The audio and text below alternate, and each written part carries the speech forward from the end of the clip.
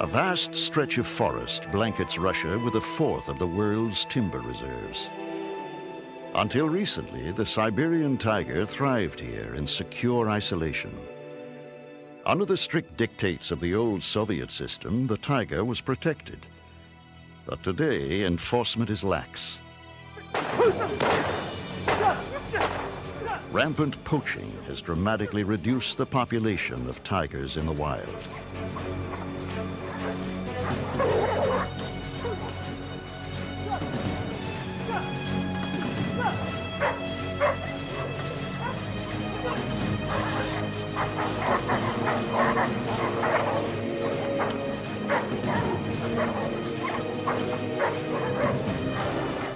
In the Asian medicine market, everything from the eyes to the tail is valued for its legendary curative powers.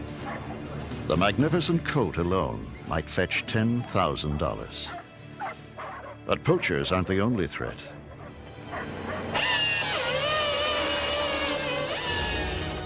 The tiger's habitat, part of the largest natural forest in the world, is rapidly disappearing. It's being cut at a rate of 10 million acres a year.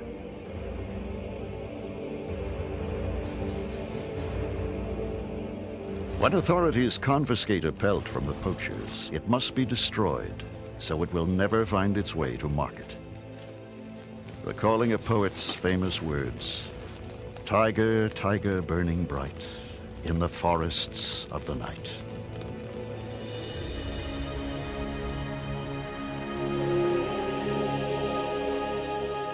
The coast of eastern Siberia.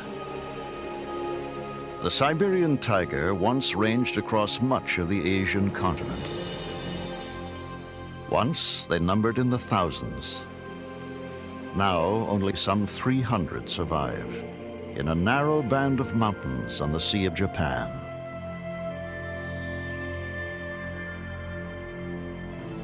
The Siberia of legend is a frozen wasteland.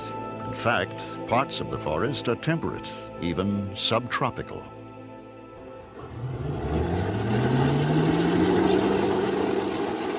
Here, Russian and American scientists are seeking to study wild Siberian tigers in a last-ditch effort to save them.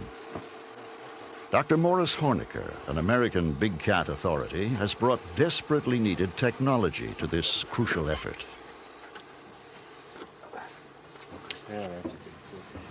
In the past, Russian scientists could study the tigers only in winter, when their tracks could be followed in the snow.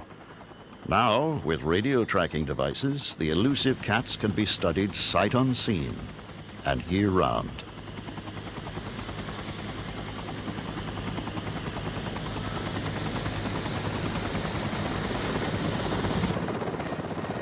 My first work with cats with mountain lions in North America, in Idaho, everyone said it couldn't be done, and I've always liked a challenge. We've used the tiger population as target species, but we've studied the entire ecosystem because of the immense area that the tiger needs to exist, defines entire watersheds, entire systems that the prey must also utilize. So you can literally define an entire ecosystem by studying a big cat. The scientists pick up a radio signal from a tiger somewhere in the thick forest below.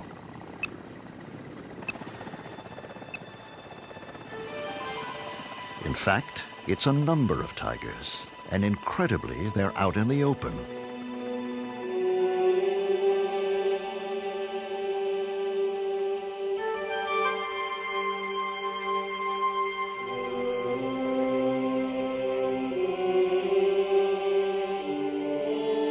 Siberian tigers are so rare and elusive that even a fleeting glimpse like this is a landmark event for the scientists.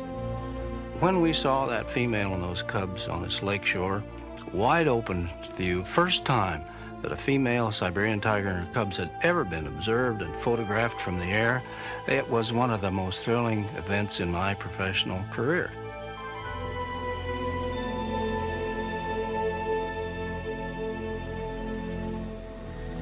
Horniker's team has tracked some dozen tigers by radio, trying to determine such essential facts as their range and distribution.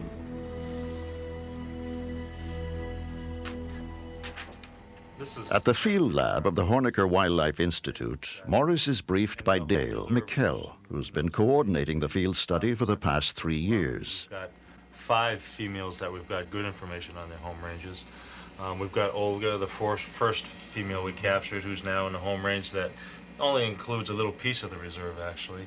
And then we've got Katya. Together with their Russian colleagues, they need to quickly establish a management plan for the tigers. One of the things that's interesting about all of this is that all these animals travel outside the boundaries of the reserve. So even though the reserve is vast, it's not large enough to maintain these females in their entire home range. Time is running out. Even now, logging roads skirt the reserve, where only some 20 tigers roam over 1,300 square miles.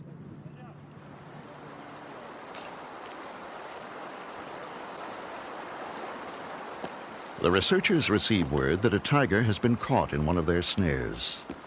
A chance to add a new animal to their study group. Bart Schleyer and Dr. Hornecker prepare to sedate the tiger.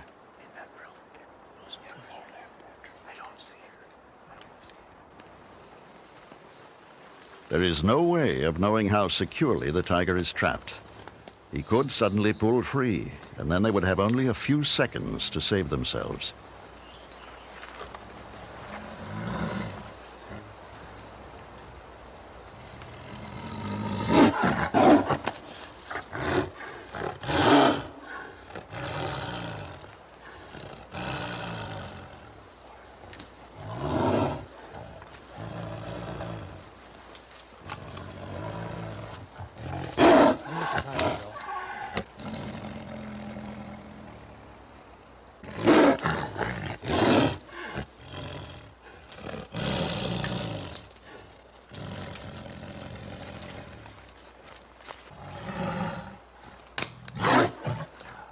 A tranquilizer dart should quiet the tiger down. Still, the dosage required is always in doubt. Too much endangers the tigers, too little the researchers.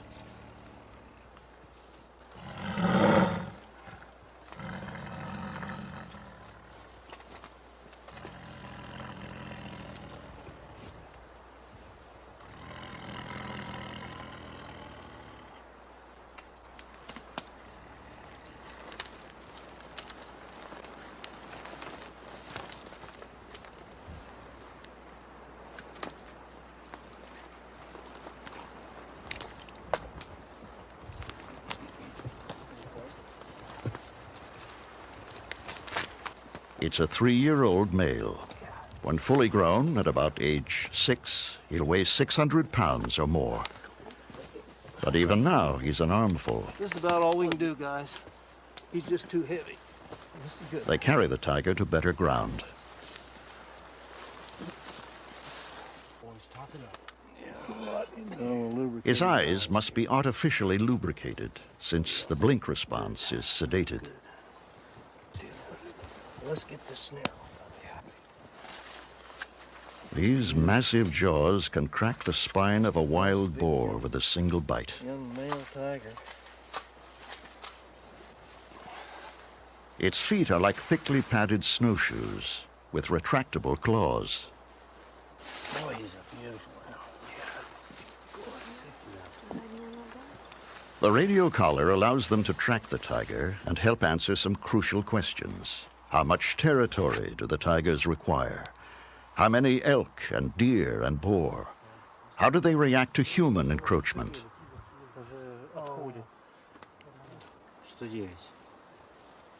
Suddenly, the tiger is having trouble breathing. They desperately try to revive him. I'm gonna get him. If someone can keep his eyes are moving. Yeah, but his breaths are real low. You want to keep? Yeah. Cool, cock. Mm-hmm. Give it to him. Give it to him pretty quickly, bud.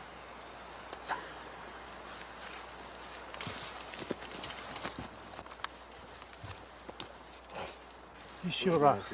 Nada.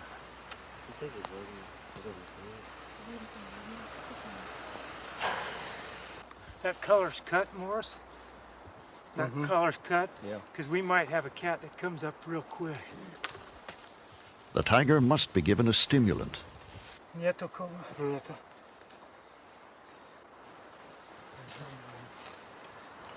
Slowly, he resumes his normal breathing rate. Yeah, he's breathing. Yeah, he's breathing. I think the danger's coming. Oh man, that was... Yeah. The biologists must now take their samples hastily before the great beast fully awakens.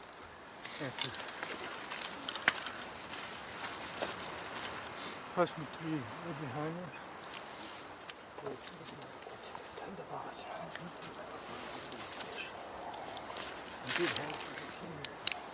Может быть еще раз. Alcohol wasn't that. Wasn't this? Seizure. Little seizure. Let's get out. They're reluctant to lose sight of him before he's safely on his feet, but also eager not to be in his way.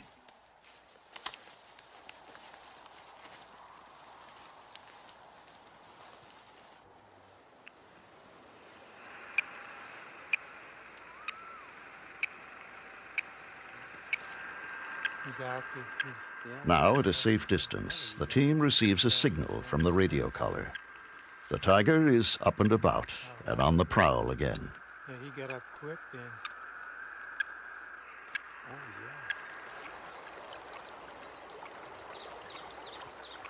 In another part of the reserve, the team is concerned about the signal from a tigress named Olga. She was the very first collared with a radio. Olga, it appears, has remained in the same area for a long time, a sign that she may be dead, or that she's found a den and given birth.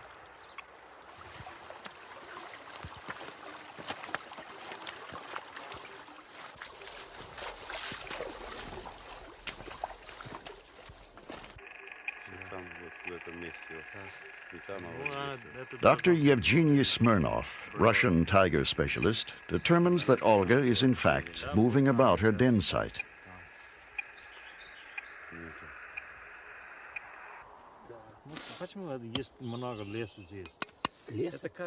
The researchers decide they'll attempt to enter the den to earmark the cubs.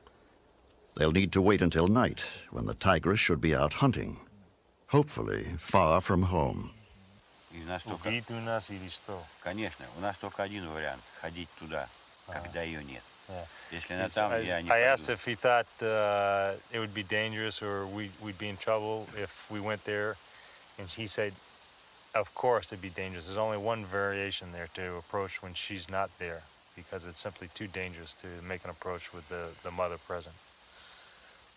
Слава Богу, у нас есть чем проверить, есть она said, там или нет. Thank God we have the telemetry equipment to check on whether or not Olga is there, and so we know exactly when she's left the den site. Without that, it'd simply be a suicide mission to walk in there.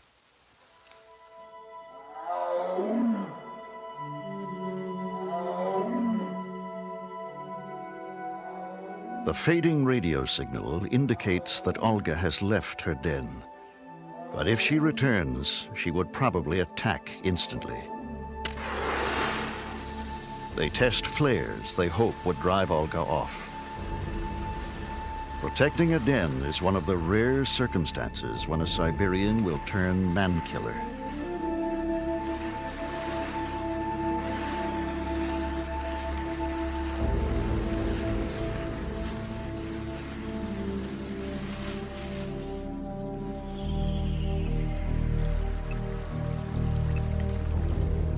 Night is the time when tigers are most alert and aggressive. Their night vision is far superior to humans.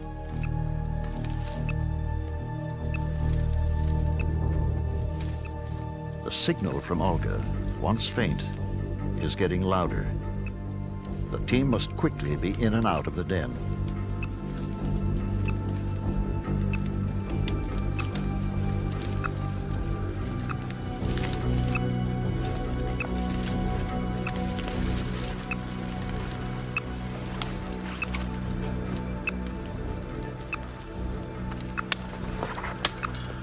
Yeah, this is it. This is it, Bart. Bart, как там? Yeah, we got the spot. Gloves soaked with tiger urine are worn so the mother will not detect their intrusion and reject her cubs.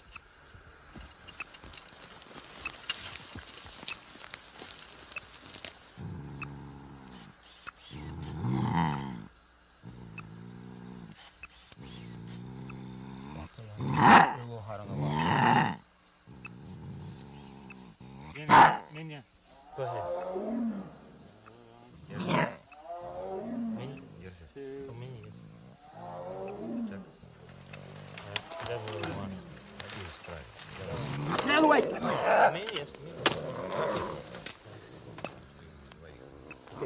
Подожди.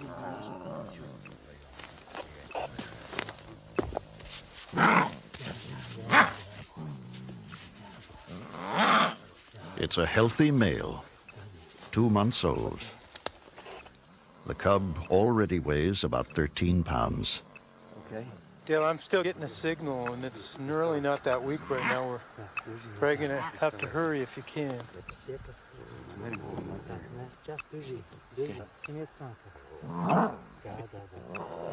Unlike other cats, tiger kittens never learn to purr.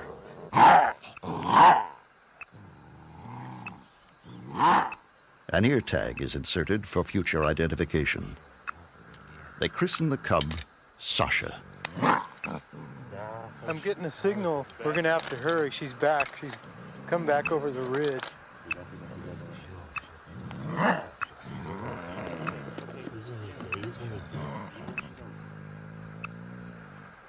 Their daring has set a new precedent. For the first time ever, scientists have examined and returned a cub to a den in the wild.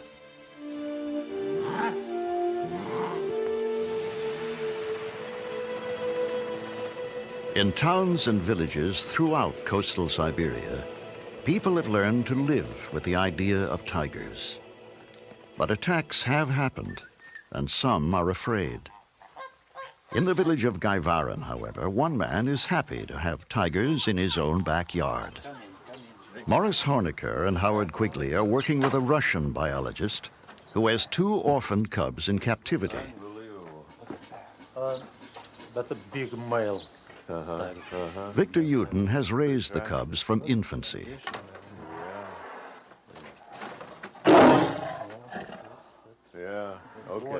Victor is the author of a definitive natural history of the Russian wolf, but he soon learned that Kucher the tiger and Nyurka the tigress are different animals indeed.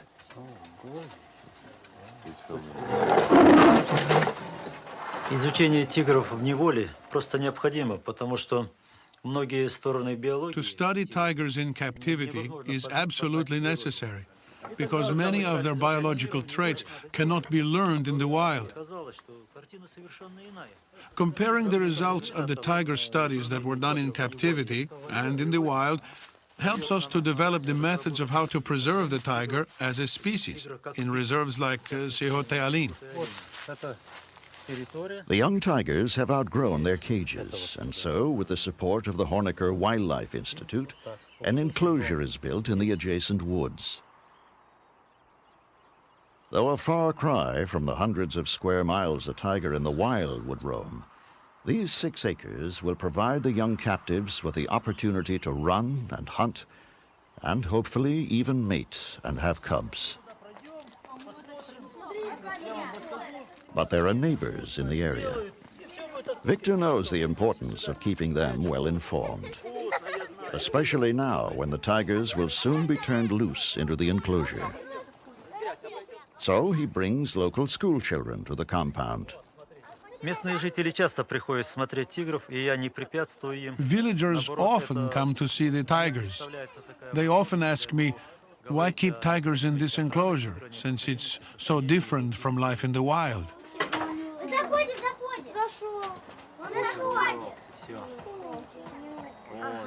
Сейчас на дядю Марка Очень часто спрашивают, для чего вот держать тигров в этом вольере.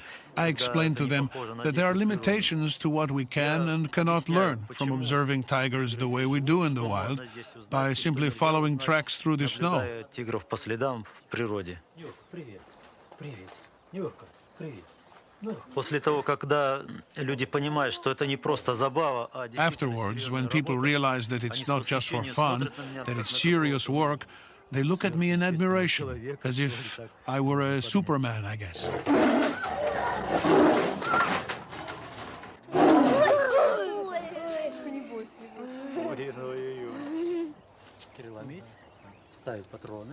The day has come when, for the first time, the tigers will step into the natural world they were intended to rule.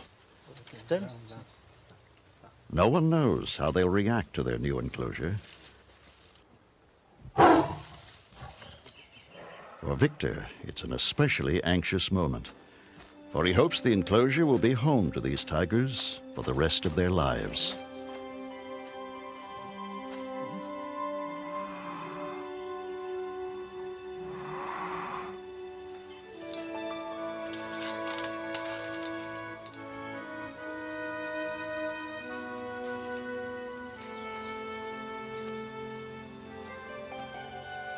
The male, Kucher, steps boldly out. For the first time, the light through the trees, the smell of grass and leaf, the feel of the soft earth. Nierka, the female, is unsure of all this and even tries to close the gate. But soon curiosity overcomes caution.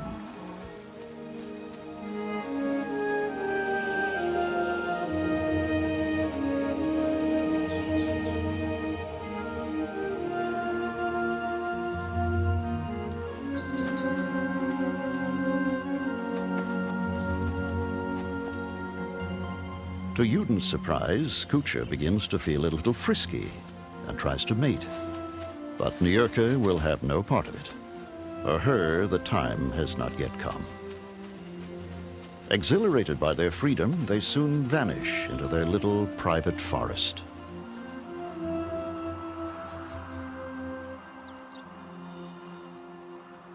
To feed his feline charges, Dr. Yuden collects roadkill. Victor feels he knows the mood of his tigers so well, he can risk entering the enclosure.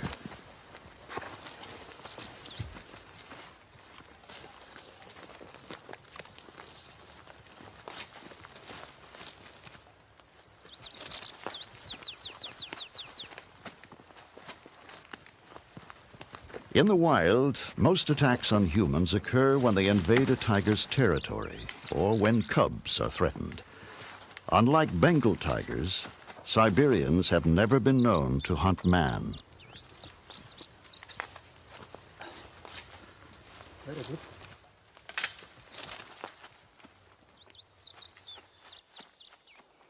As the tigers settle into their enclosure, Dr. Yuden begins his observations and controlled experiments.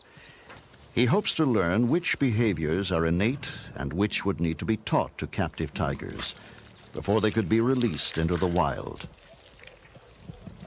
Tigers live in a world of feast or famine. Still, Kucher must wait his turn.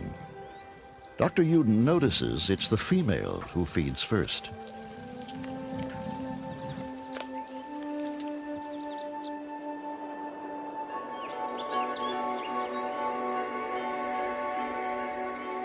With the coming of fall, the first brisk winds blow in from the Siberian Arctic. As if designed for these autumn colors, the tigers blend with the landscape. In the wild, their coloration becomes lighter as winter approaches, anticipating snow.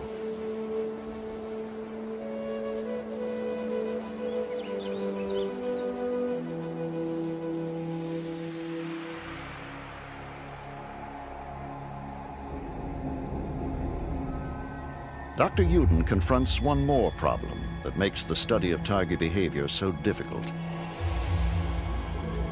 The tiger is largely a creature of the dark,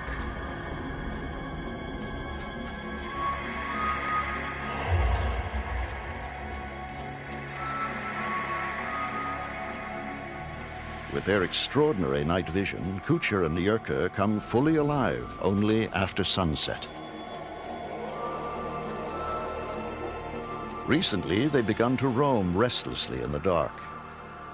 Victor wonders if night has awakened an instinctive urge to hunt. When he releases a small rabbit in the enclosure, he quickly learns the answer.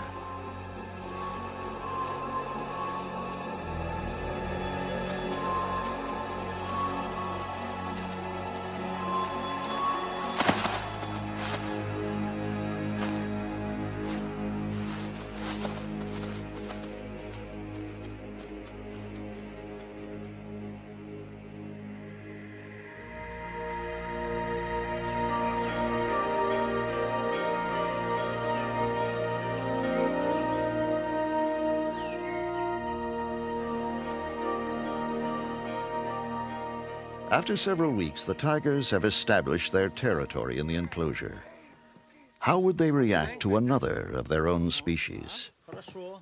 Uden and Hornecker set up an experiment involving a full-sized model tiger. Okay.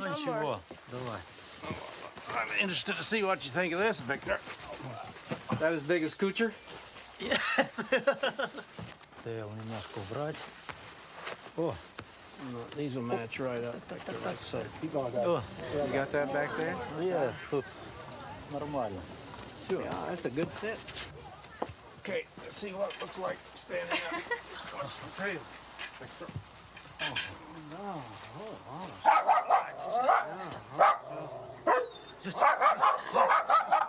Victor's dogs are convinced. They immediately recognize an archenemy.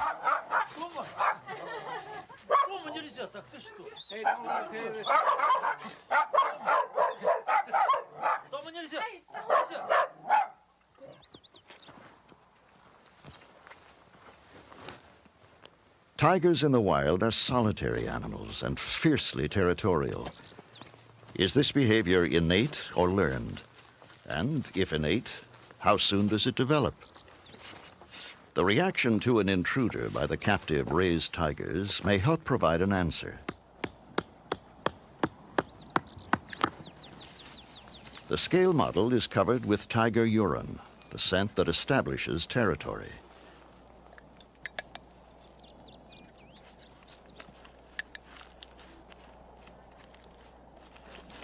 Recordings of tiger calls will be played into the enclosure. The stage is set.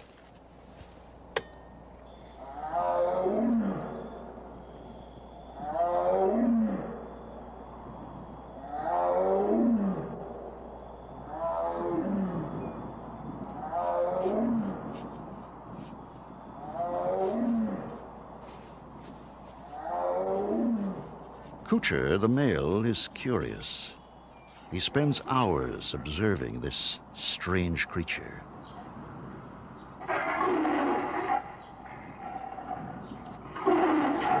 But by light of day, Kucher keeps his distance. It's only overnight that the researchers discover the tiger's real attitude towards the intruder. Every shred of color has been ripped from the model's skin. Only when the model no longer looked like a tiger did Kucher leave it alone. The defense of his territory is already a powerful instinct.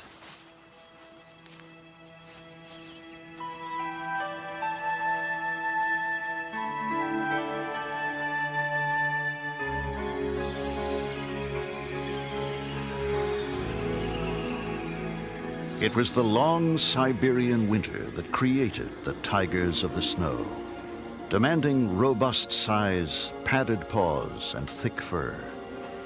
But it is also winter when they are hunted, when they are most easily seen, this time by a scientist. We've had to develop and evolve all our techniques here. No one had ever worked with Siberian tigers before.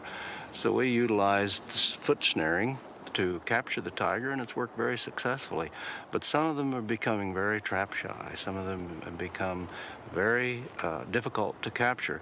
So in order to maintain the continuity of our data collection, in order to keep track of certain individuals, we've had to utilize helicopters. The hunt begins to recollar certain tigers.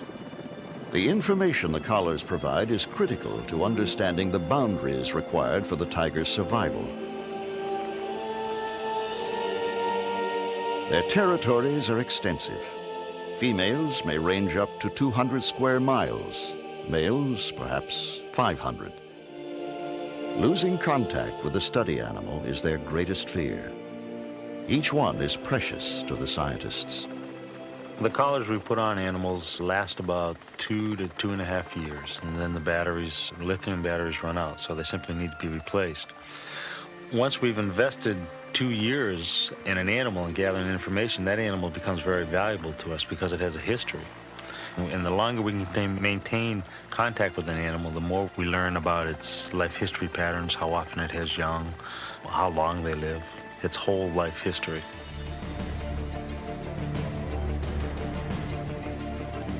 The pilot spots something below. It's a wild boar running for its life. And in pursuit, a tiger.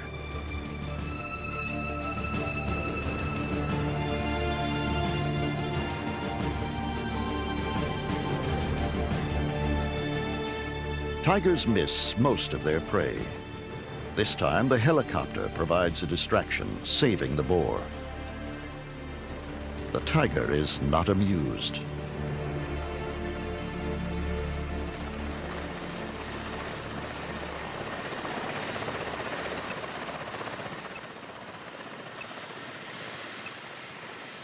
Eventually, they pick up the strong signal of another familiar tiger.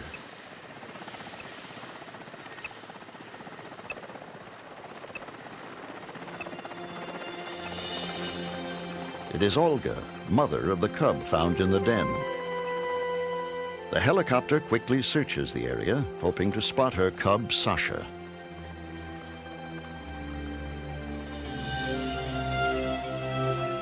And Sasha is there. No longer a small cub, but thriving well.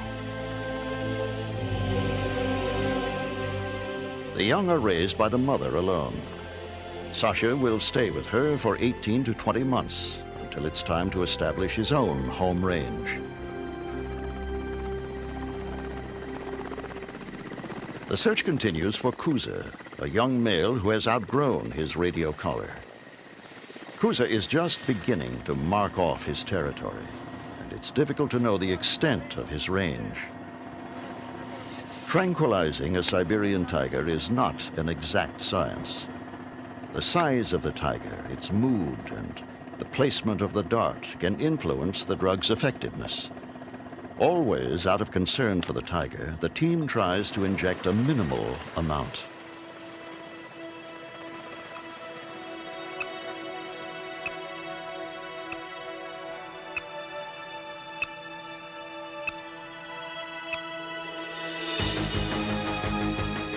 After long hours and much precious fuel, the tiger is spotted. In pursuit, the helicopter must fly very low over dense forest, a dangerous maneuver. It's a far cry from hunting on foot for Bart Schleyer. There's usually just a real narrow opportunity to dart, and sometimes there's a limb in the way, and there's been a number of times when I probably could have gotten a dart into an animal, but I'm too worried about a deflection of the dart and having the dart deflect into an improper placement in the animal, which would injure it, which we don't want. So I'm real stressed by trying to get a proper hit on an animal.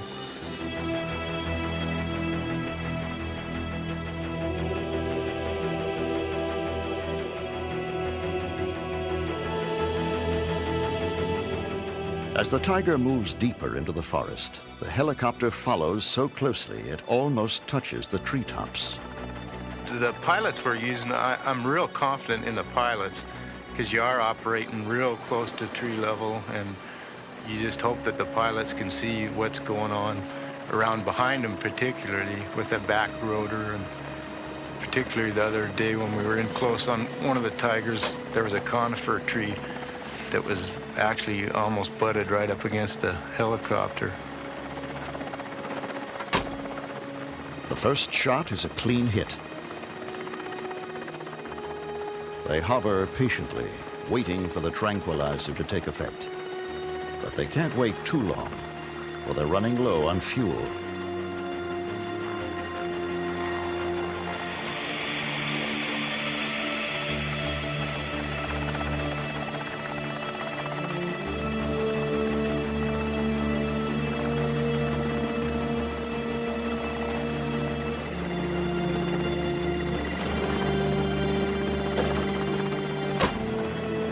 Bart fires another dart into the tiger. Most big cats need 2 doses, and the second one appears to take effect. Bart and Reba Nikolai must quickly be landed. This too is a dangerous maneuver, but they can't leave the tiger sedated for long.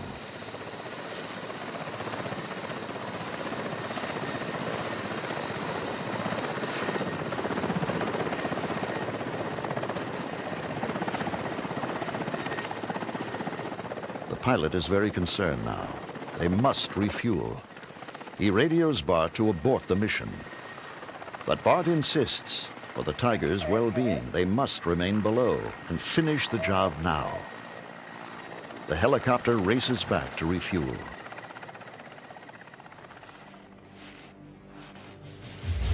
As they slowly approach the tiger, their worst fears are realized. The tiger is up and moving. The dosage was insufficient.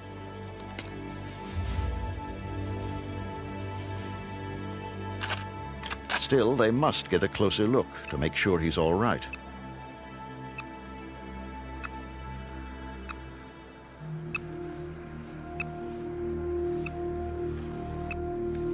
They proceed with caution, knowing they are intruding in a fierce young tiger's newly claimed territory. Kuza appears groggy, but otherwise all right. But he's much too dangerous to follow. Now they can only await the helicopter's return and hope the young tiger has seen enough of them.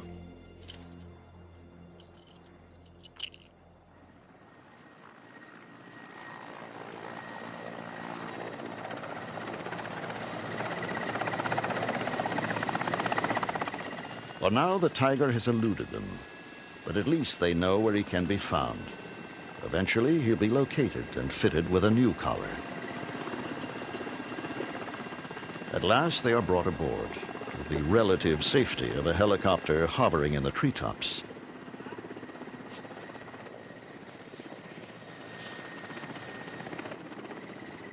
Not long after, they spot a tigress named Marivana.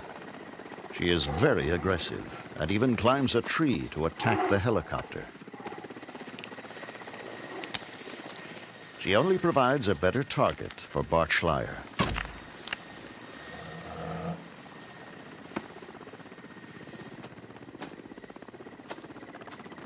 Unlike the larger male, a single dose sedates the tigress quickly.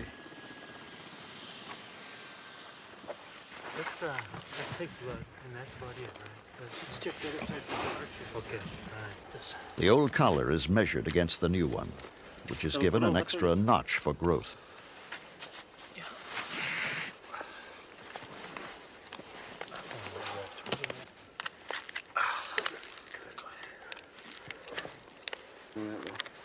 They carefully monitor her heart rate and respiration. Where's the antenna? That's right, still right there. Mission accomplished. The new collar will provide crucial data for at least another 2 years.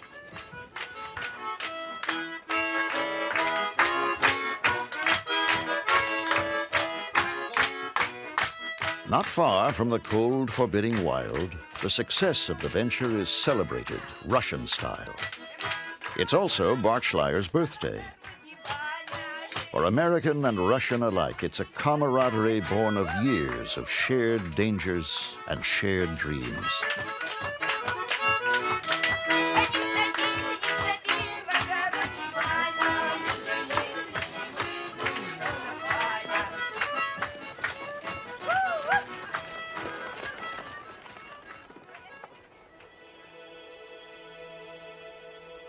At Victor Yuden's compound, winter has transformed the enclosure.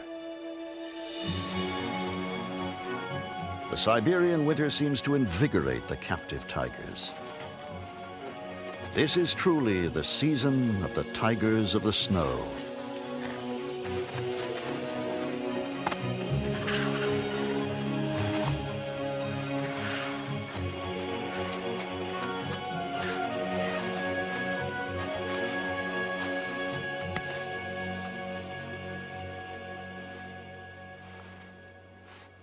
As Victor Yuden observes, Kucher, the male, continues to stake out his territory, spraying the trees with his scent. In what is called a flamen, the female tests the air for his scent. Then it's Kucher's turn to detect if his mate is in heat. And she is. Nyurka, the female, initiates the coupling. And so, the mating period begins. Если же нам удастся получить еще молодых тигрят, If we succeed in getting young cubs, it would be great, because then we can develop the best methods for returning the young tigers back into the wild. их в условиях, приближенных к естественным, чтобы они... We'll try to bring them up in natural conditions so they will more easily adapt to joining the wild tiger population here in the reserve.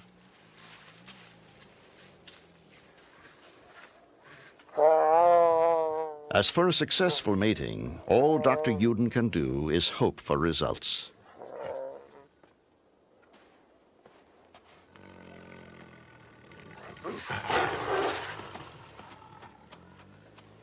Кучер, ну-ка иди скорее домой.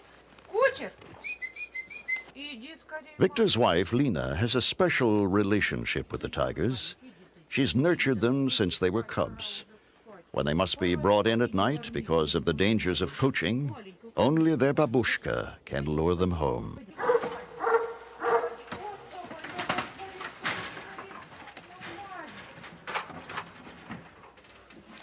Нюрка, иди, моя маленькая, иди сюда скорее. Нюрка, иди скорее, моя маленькая. Живность, иди сюда, сюда скорее. Иди скорее, мои маленькие. Маленькие мои, маленькие, иди скорее, скорее, скорее. Иди скорее, маленькая, домой иди, домой иди. Иди домой скорее, иди сюда. Вот не хочет выходить. Иди сюда, Нюрка. Нюрка, иди скорее сюда, Нюрка. Скорее, скорее, заходи домой. Over the next few days, the tigers breed often, sometimes dozens of times a day. At last, the breeding ends, and Nyurka moves into her den. She should give birth in about 100 days.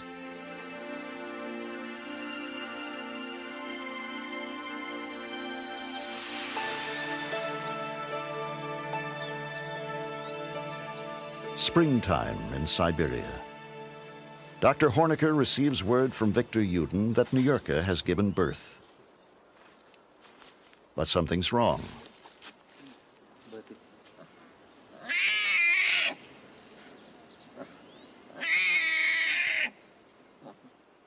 Victor's observed that the mother is not taking care of her cubs. This is not uncommon when big cats give birth in captivity.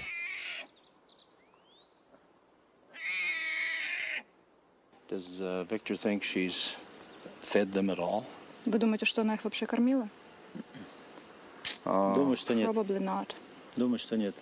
Then we'd better go in and look, Victor. They isolate the mother, Nyurka, so they can safely approach the den.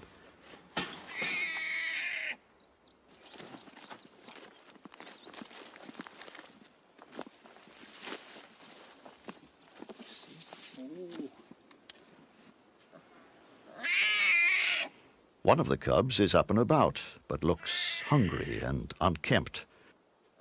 The other cub is barely moving, and Victor is clearly concerned.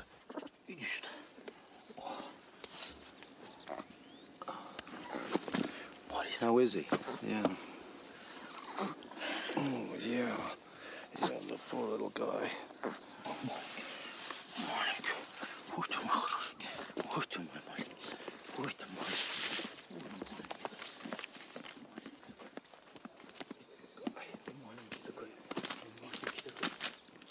Suddenly, the cub stops breathing. Victor rushes it inside, where he will try to revive it.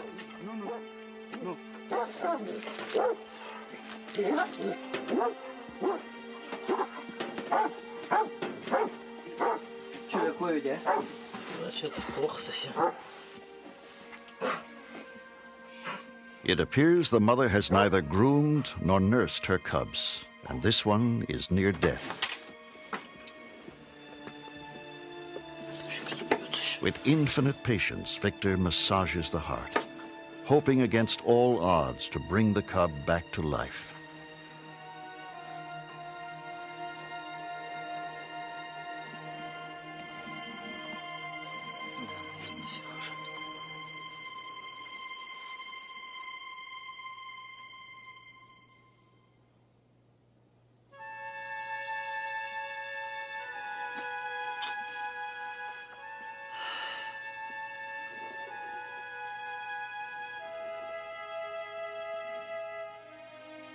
The mortality rate of Siberian tiger cubs can be up to 30%. With so few born in the wild, the survival of captive cubs is critical to the species.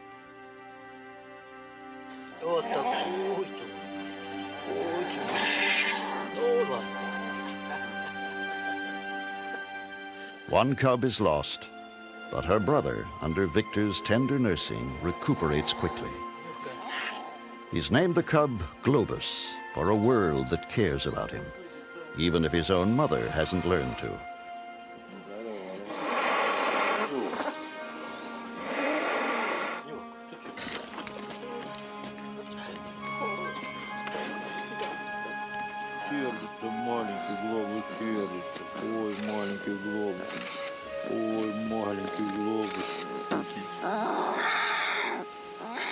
Eventually, Globus will be brought to the United States as part of a captive breeding program.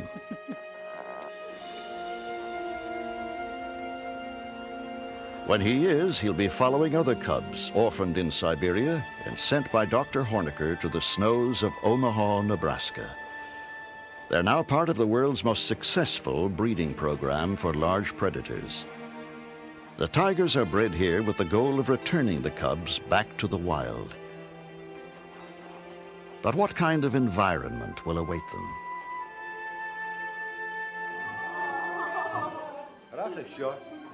Back in Russia, Dr. Hornecker strives to educate Siberia's future caretakers.